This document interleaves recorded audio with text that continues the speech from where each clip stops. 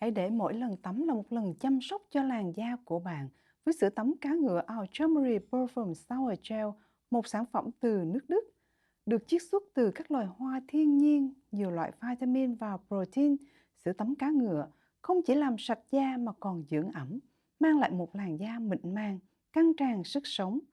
Với hương nước hoa quý phái lưu lại suốt 24 giờ, sản phẩm từ thương hiệu Our Turmeric đã chinh phục hàng triệu người dùng tại châu Âu. Tại Sydney, sản phẩm hiện đang được bán tại siêu thị Nam Phương ở Cabramatta và siêu thị Cycle ở Cali Heights. Để làm đại lý phân phối, xin liên lạc đài VTA qua số 0452 067 535. Có một loại nước mắm thuần khiết, sinh ra để làm nên sự khác biệt, gói trọn tinh hoa của biển cả, đánh thức hương vị đậm đà thượng hạng, đẳng cấp,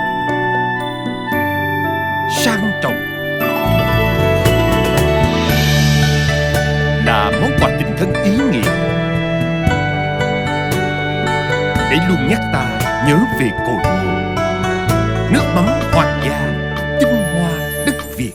Nước mắm Hoàng gia hiện nay đã có mặt tại tất cả các tiểu bang trên toàn quốc Úc Châu với 3 kích cỡ khác nhau, bao gồm 250ml, 500ml và 750ml.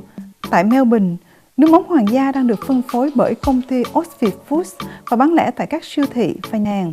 Mọi chi tiết xin liên lạc anh Tony Bùi 0481 177 996.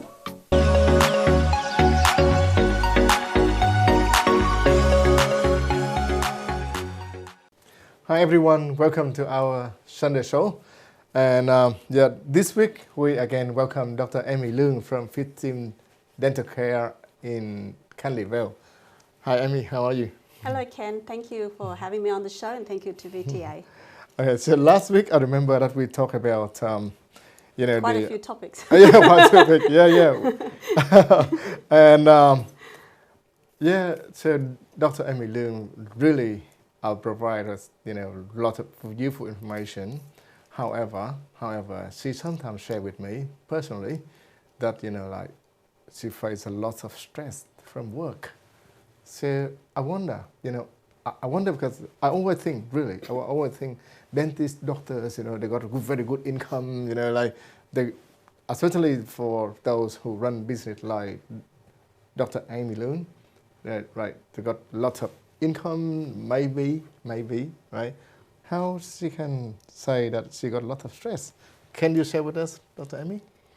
We work in a very confined environment. The mouth is very small. Not many people can open their mouth very wide. And they come with a lot of anxiety, like they're nervous, they're agitated.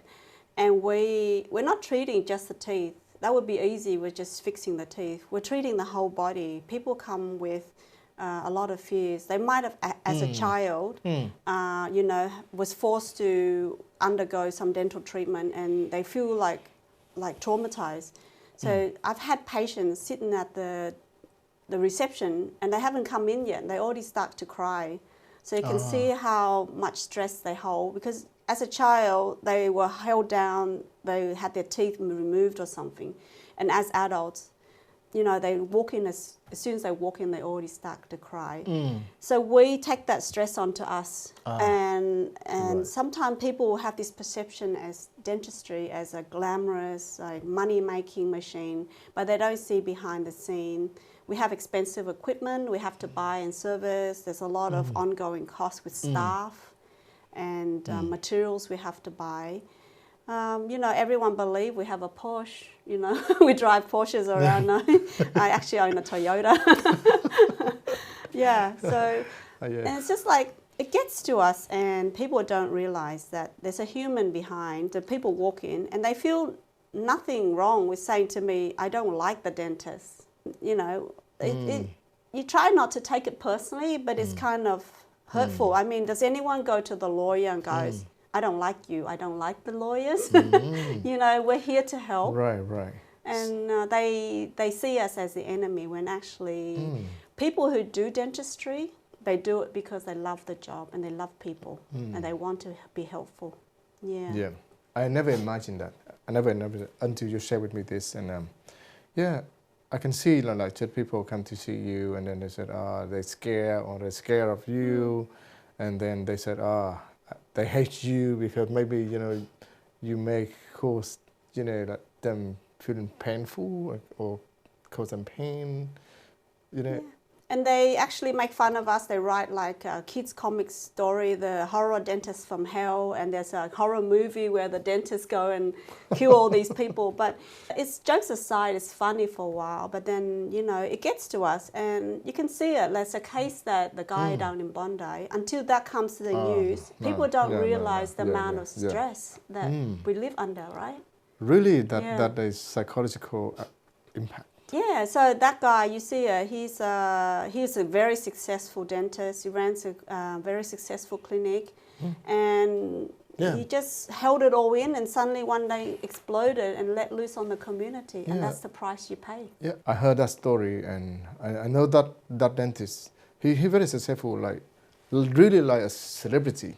Yes. Yep, handsome man, very good career, good professional. Yeah. Happy family too.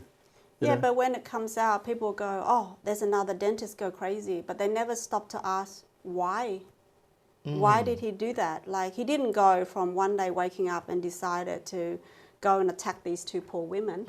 There was a lot of red flags. There was a lot of cry for help. Yep. Did you know that dentistry has actually got one of the highest suicide rates out of all the professions? Really? Yes. Yeah, so... Yeah. So I feel very bad too, to hear about that, and really want to share with you about this for the psychological. Yeah, so impact maybe and next effect. time they go to the dentist, be a bit kind, because we are trying our best. We work with radiation, which is dangerous. We work with toxic material like mercury. We work in confined space. We work with extremely nervous patients. And we do this the whole day hunched over. And our body take the toll, our mind take the toll. So just understand that, it's. I know people are nervous, but we are also under a lot of pressure. We're quite nervous ourselves too. Yep. So and also you got transfer the feeling from the patient to you. Of course, as that's a professional. certainly, yes. Honestly, I always tell my kid, to say thank you to the dentist after. Okay, That's nice. Yeah. That's what I did, and next time I'll bring them to you. My pleasure. Right. I even never imagined and even never thought about this. Like how you have to handle all these, circumstances. Yeah. I'm very sorry to hear about it. And is there any other thing that in your profession would you like to share? Well, the other thing that also upsets me a bit is that a lot of people they question the cost of dentistry, right? But they don't understand that the dentistry in Australia is affected by a lot of things. Wages, for example. In Australia, we can't just pay low wages. We must meet what is industry standard. There's a lot of things that go into wage, like superannuation, annual leave, public holidays. Those kind of things you don't get in countries like Vietnam. So then that's why they can cut the cost. But even supplies for materials. So the company that supplies the dental materials, so dentists in Australia, would charge more than other countries like Vietnam. So they're able to pass that savings on. So a lot of people would go, okay, just get me out of pain, I will go to Vietnam, get my root canal done there, get my implants done there, get everything done there. But there's a lot of problems surrounding that bit, Ken.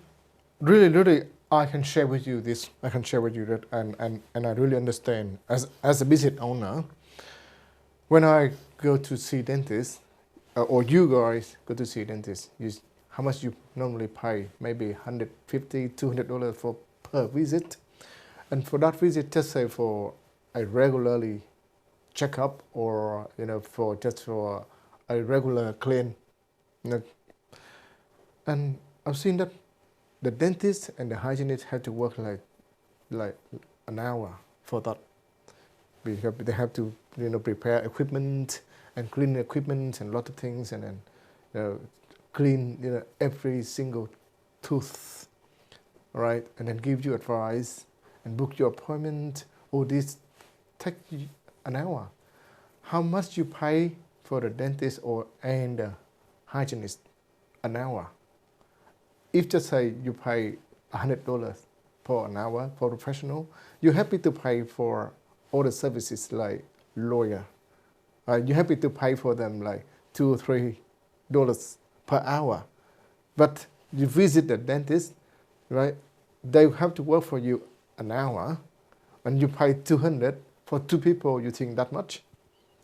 Well, they don't understand that when they come for checkup, it's not just doing a checkup. We actually screen for cancer. Yep. So we look on the tongue, the floor of the mouth, the roof of the mouth, the cheeks, and Yep. down their throat for cancer. We also screen for sleep disordered breathing, what we call like sleep apnea or OSA, which is like people stop breathing in their sleep. And this can be picked up early in kids, which can prevent a whole lifetime of issues. Because if kids don't breathe properly, they don't sleep properly, they can actually affect their IQ, so how well they do at school, but can actually affect their growth. So like this is not picked up, they can actually be short. They don't grow, they don't get very tall, yes. And then they check for gum disease, we check for decay. We also, then we give you polish your teeth, we remove all the stains from cigarettes, tea, coffee, and we do fluoride. And x-rays are all included in that. So like that's Lots of work. That's a lot of work. That's a lot of work in 1 hour. Within an hour, yeah.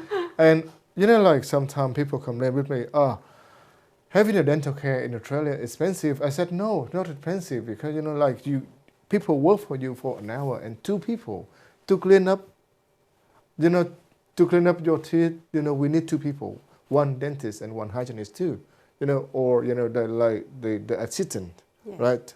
And then 2 people work for you professionally, and right, care for you, for your health, especially your teeth. $200 per visit. I think that's very cheap. That's very cheap compared to other services like accountant, like solicitor, Yeah, so you have to be careful that when you're trying to save money. For example, I had a patient that had an implant done in Vietnam. Talking about Vietnam. Sorry to cut. Yeah. That's an interesting topic too. I heard every year thousands of Australians go to Asian countries, including Vietnam. Yeah. Laos, Cambodia, Thailand, to have their dental care over there. And they go back there every year. Yes. So this patient had it done 3 years ago in Vietnam, and the crown had come loose. So he came in and asked if I could help. Actually, he came all the way from Wollongong because he was looking for someone who could speak Vietnamese and was good with implants. So when he came to me, I said, do you know the brand? He goes, no. So we had to contact the dentist in Vietnam, and then the brand name I've never even heard of. So we have in Australia rules around what can be used in a body. So an implant is an implantable device in the body, similar like you put a pacemaker in your heart. Yep. There is rules that they have to go through TGA approval. So you just cannot put anything in. Yep. So they're very strict. They have to prove that's safe. It has to have long-term studies. And a lot of the brands in Vietnam, it can come from China, and it's unregulated. So what happens, like this brand is not available in Australia. And then he said to me, well, if I get it posted out for you from Vietnam, can you just insert it with a new screw?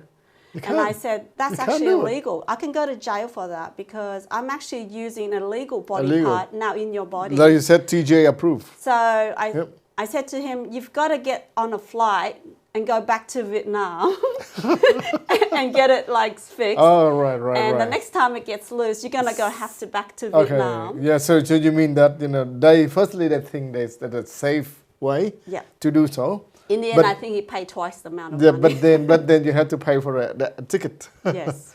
But a lot of people combine. Go in there for holiday and then have a dental care over there. But the problem is you Yeah. go there and you're there for what, like 2 weeks, maximum a month. I never known anyone to stay there for 6 months. But an implant technically takes from 3 months to 6 months to osseointegrate, to grow and heal. grow then heal. And then you can load it. Because if you actually put the force on too fast, it's like when you put concrete on the ground, it hasn't set yet, and if you move it. So how do you expect to fly in and in a matter of 2 weeks, put the implant in, put the crown in, fly back and eat something on it? It's just ridiculous. No. So unless you're willing to go over there 3 times, you know, within a space of 6 months, you just cannot be done. Yep. Yeah. You mean during that treatment period of time, then people have to go back and forth, like Yes. So, 2 or 3 times. and if you rush that, what happens? We get bone loss, we get pus coming out, we get pain, we get the implant falling out, we get the implant moving. Yeah. Yeah. Okay, so for children out there, if your parents or grandparents, thinking about going to Vietnam to have dental care service there, have to think carefully, because if there's any problem or any health outcomes, then you have to go back there to visit them, because sometimes what you do there you can't do it here. You can't. Well, I don't know what the regulations is in Vietnam, but I do know here we have very strict agencies that look after us. So we have the dental board, which acts for the patients, and they're there actually to protect the patients. And so if we do anything that is not professional, we can get in a lot of trouble. We also have the HCCC and the APRA, which again is for the patients. So you have 3 governing agencies, which is going to protect the patient's interests. Yeah. We're not telling bad about Vietnamese dental care over there. Yes. But think about like you can save a couple $100. Yes. For dental care. But if there is any problem, then you have to fly back there, and it's cost you $1,000 for a ticket. No, I've seen a lot of great cases done by Vietnamese dentists. They're very beautiful, and it's very masterful, beautiful work. But I'm just saying, like, if you live in Vietnam, that's another matter. Yep. Of course, like, you're local, you can go and get it sorted out. But like, when you're like traveling back and forth and you're on holiday and something goes wrong, like you have an infection, it ruins your holiday. It ruins your holiday. Yes, yeah, it does. for sure. Yeah, I think that very useful advice and thoughtful information about how to go overseas to have dental care or dental services over there, because you have to think carefully before you go, because we don't want to make any mistake. We don't want you to to spend extra money for what you can save, right? But another thing, like really for Australians, right? We're going back home. Right? I would say, lots of professionals, successful people, like not looking their teeth very well, and they wait until they feel something. Right? They wait until they see something abnormal or unusual. Then is that too late? The problem sometimes with healthcare professional, we care for everyone else but ourselves. So how many times you see like doctors or dentists smoking? We know the bad side effects of smoking, and yet we do it. And even as doctors, we know all the risk of not taking care of your teeth and your health. But how many of the doctors find the time to exercise, eat right, see the dentist, get checkups? Right. Yeah, so just being like educated and having access to money and time, it doesn't mean that they do what's best for them. A lot of the time is a lot of things in the way. Time is the biggest factor.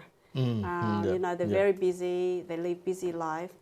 The other thing is prioritizing, there's only so much time in the day for your work, for your family, and then for yourself. Yeah, we all struggle with trying to find the time for ourselves. Yeah. Me too. Yeah. Sometimes, like I got party at night time, or have to sorry, have to go visit dinner. Yes. And sometimes got drunk. Yeah. And then when I get home, got go straight to bed. Yeah. Not even brushing my teeth. Oh, don't tell me that. No. Yeah. I think that happened to me, and it also happened with everyone out there. Yeah. So. Yeah, it's like when I had to take 6 weeks off for my foot operation. Yeah. I was very hesitant because it means my clinic had to be closed, loss of income. But if we don't take care of ourselves, how are we going to be able to take care of others? It's like when you go on an aeroplane, they say that before you put on the oxygen mask for other people, please put on for yourself. Do yourself first. Yeah. It's the same here. Yep. You've got to take care of yourself so that you can be there for your kids, for your family, So you've got to get your cancer check. You've got to take care of your health so that you can be around to work, to be for your family. Yep. You just shared that, while you are away for your feet treatment, then you may lose your income. What about insurance? Is any income protection insurance? I do have income protection, but the issues is that it kicks in only after 4 weeks. So I'm off 6 weeks. So I'm only going to get paid 2 weeks, right? That's the first thing. Okay. Yeah, but then the other thing is it's only paid at 70% of your gross, your net, sorry. That's the wrong one, of your net. So that's after expenses. Right? Okay. Yeah. So not much left. No, so it's not like what you make, it's actually net. So you still have to pay first your staff and then your bank. So they cover your net, not your gross. But 70% of your net. Oh, yeah, not much. And only after 4 weeks. So if you have 6 weeks off, they're only paying 2 weeks at 70% of shame. net. Yeah, all right. Yeah, okay. Thank you for sharing that with us. And there are still a lot of things we need to discuss. And we hope to see you back later. Right, thank you. Thank you so much for joining us today. And thank you for watching, everyone. And we're going to see you again next week.